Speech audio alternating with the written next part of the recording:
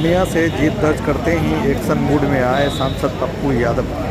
सबसे पहले तो बीती रात उन्होंने पूर्णिया के जीएमसीएच का निरीक्षण किया और निरीक्षण करने के दरमियान वहां के डॉक्टरों से और वहां की स्थितियों को देखने के बाद उन्होंने डॉक्टरों को सख्त हिदायत दी कि ये यहाँ पर पेशेंट लोग क्या है या बाहर इस तरह से क्यों पड़े हुए हैं। तो डॉक्टरों ने कहा कि यहाँ पर सर बेड की कमी है, तो उन लोग नहीं, ये सब हम आगे से नहीं सुनेंगे और इस सभी स्थितियों को दूर किया जाए और अच्छी से अच्छी व्यवस्था पूर्णिया के जनताओं और यहाँ के मरीजों को देने का आप लोग पूर्णतः कोशिश करें। और उसके बाद अगले सुबह उन्होंने पूर्णिया के जीएमसीएच के अध्यक्ष और पूर्णिया सरकारी हॉस्पिटल में कार्यरत सभी डॉक्टरों के साथ सिविल सर्जन के उपस्थिति में एक बैठक की और बैठक के दरमियान उन्होंने कहा कि आप सबसे पहले यहाँ के जितने भी दलाल और दलाली है उनको हमेशा के लिए जो है अब बंद कर दिया जाए और जितने भी यहाँ पे अभी फर्जी पैथोलॉजी और नर्सिंग होम चल रहा है उनको जल्द से जल्द आप 1 से 3 महीने के अंदर उन्हें आवेदन दें कि वो इंडियन मेडिकल काउंसिल के द्वारा कागज़ पेश करें, अन्यथा खुद ब खुद अपने दुकान को बंद कर दें। आगे उन्होंने कहा कि पूर्णिया से जो भी मरीज या आसपास क्षेत्र के जो भी लोग यहाँ आते हैं, आपको पूर्णिया जीएमसीएच में अगर किसी भी तरह की उनकी अगर स्थिति ठीक नहीं होती है तो आपातकालीन अवस्था में उन्हें सिल्लीगुड़ी नहीं भेजना है। उन्हें सरकार द्वारा कार्यरत जैसे कि आपको भागलपुर, पटना में जीएमसीएच और एम्स वगैरह जो वहाँ बना हुआ है उस जगह पर ही वहाँ उनको भेजना है। और क्या कुछ कहे ये आप खुद सुन लीजिए। जिसके चलते अस्पताल का जो नर्सिंग है वो ट्रांसफ़र नहीं हो पाया, 500 बेड से 300 बेड कर दिया गया। इतना कमाने के बावजूद भी ये स्थिति है। दूसरी चीज़, यहाँ जो दलाल, हमने रिक्वेस्ट किया है कि जांच बाहर पीएमसीएच का एक भी नहीं जाए और दलाल को रोकने के लिए मैंने कार्ड की बात रिक्वेस्ट की है।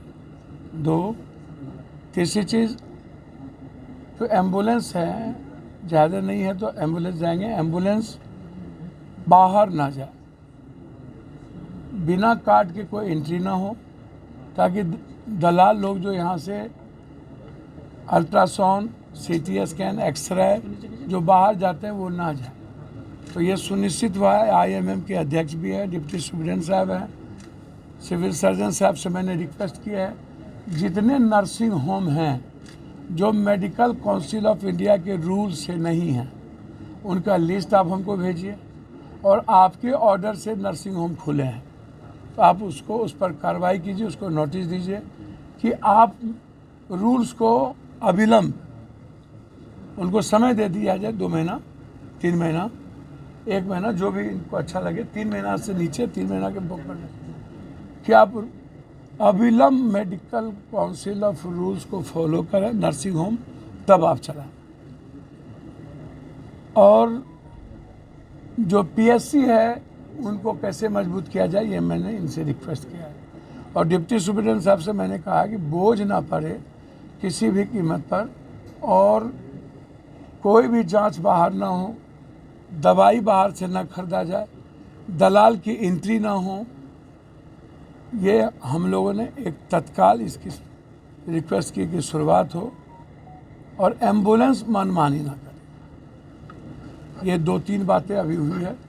एनबीसीसी के पदाधिकारी से मैंने कहा है कि आप बनाइए, हम नहीं जानते हैं कि आपको पैसा 60 करोड़ नहीं मिला बंद होने के चलते, हम पूर्णिया के लोग और हमारे घर के लोग सफ़र नहीं करेंगे, तो हमने रिक्वेस्ट कर दिया। फर्जी डॉक्टर का बहुत मामला आता है और फर्जी डॉक्टर, देखिए फर्जी डॉक्टर का जांच का मामला तो सुप्रिटेंडेंट साहब हैं और सिविल सर्जन साहब हैं, ये करेंगे।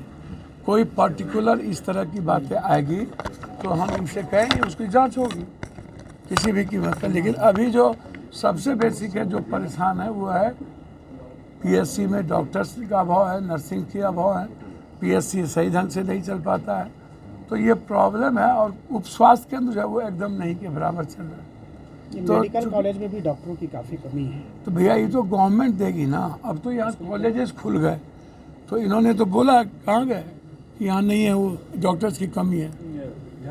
झा सर,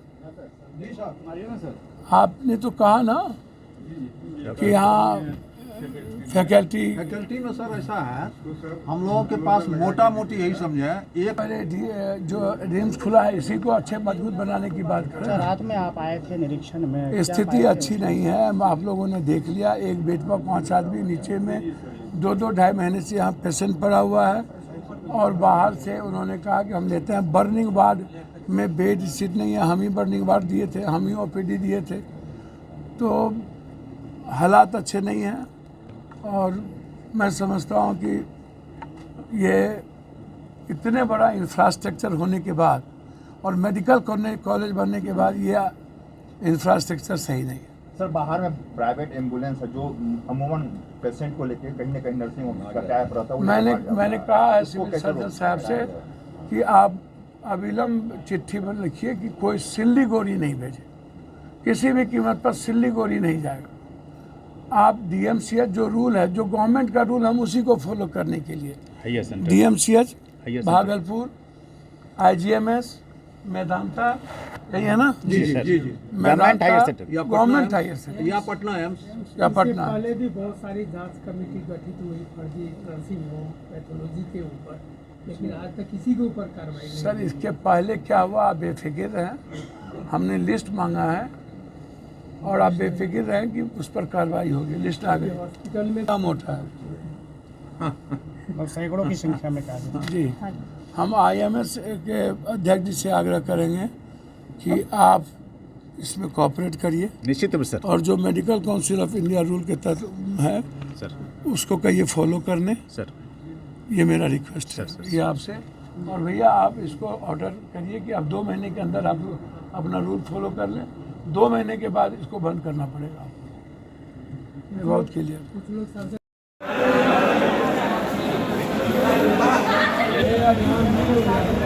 सांसद बनने के साथ ही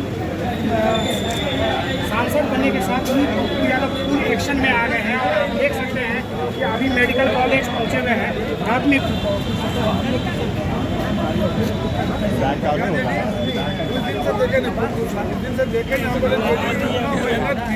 होगा?